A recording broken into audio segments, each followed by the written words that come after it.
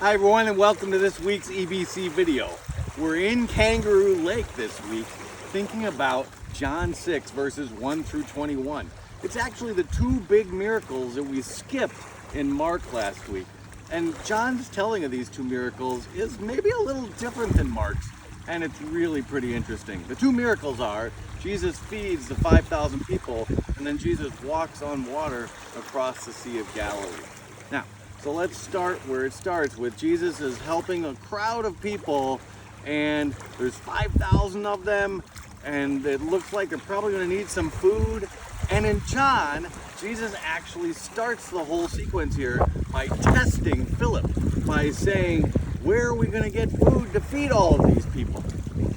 And Philip is like, if we had 200 denarii, we couldn't feed all of these people. Well, Jesus says, what do we have? And of course, there's the 2 fish and the 5 loaves, and Jesus blesses it, asks everyone to sit, and then feeds everyone with just that amount of food. And then there's an important aspect here that we always hear about, is that when they were done feeding everybody, they gather up all the scraps, all the leftovers, and it's still 12 baskets of food.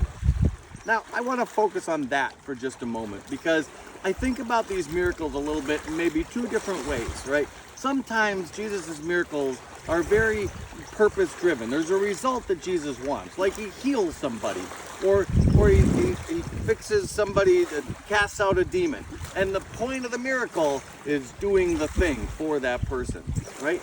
And you could look at feeding the 5,000 like that the point of the miracle was feeding 5,000 people. It's a great thing to do. But, you know, in the fact that there's these 12 baskets of food left over, there's something else happening here too.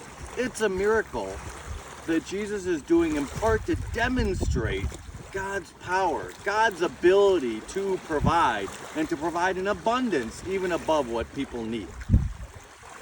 This miracle works really well for that purpose, because in John, he says that when Jesus does the miracle, the people want to take Jesus away by force to make him king. And so Jesus retreats up the mountain.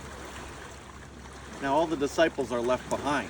And in John, instead of sort of knowing what to do, we're not told what happens next, whether or not Jesus sends them off, or whether they just sort of grow tired of waiting for Jesus. But they start out across the Sea of Galilee back to Capernaum at that point. And we're not sure whether they're doing that sort of just leaving Jesus behind, or maybe he's asked them to, like he did in Mark. So they're out on the sea and it's dark, and then Jesus sets off walking across the Sea of Galilee. And we're left understood, if we looked at it in Mark, we think that Jesus actually wasn't even getting to the boat. He was just going to walk across and meet him on the other side. But in John, they clearly see him. They think he's a ghost, and they're terrified. And Jesus assures them, it's just me. It's me, Jesus. And they want to bring him in the boat. But then in John, something really crazy happened. At that moment, it says that immediately they're on the other side where they were meant to be going with Jesus. Again, we've got this miracle that's meant to be sort of a sign, like what could be more sort of the signature, it's Jesus, than Jesus walking on the water. But there's actually something very functional about the miracle that we see. They're all getting to the other side. They're going where Jesus wants them to go.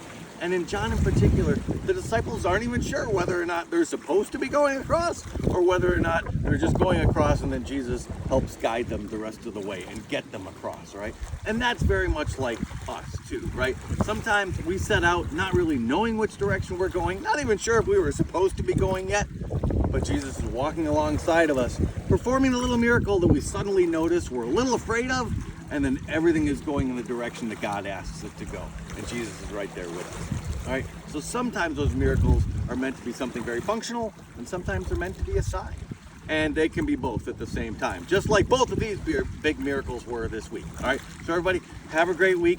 Look for a little miracle and know that it has both that function, and it's a great sign for you that God is with you and Jesus is walking alongside. Have a great week.